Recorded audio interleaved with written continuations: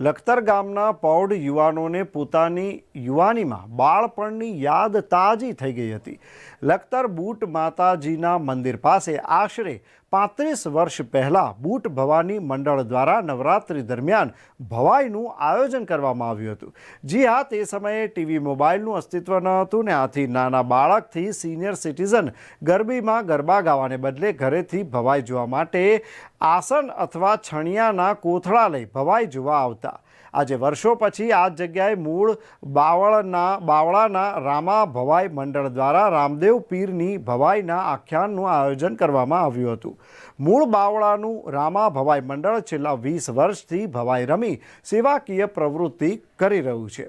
દર અઠવાડિયે આશરે 4000 જેટલા શ્રદ્ધાળુઓ માટે મહાપ્રસાદનું આયોજન પણ કરવામાં આવતું હોય છે. હાલ મૂળ બાવળા ગામમાં રામદેવ પીરના મંદિરનું નિર્માણ થઈ રહ્યું છે. તો રામા મંડળના 35 સદસ્યો જે ગામમાંથી તેમને રમવાનું આમંત્રણ આપી તેમને નાળિયેર મોકલાવે તે ગામમાં ભવાઈ રમવા જાય છે.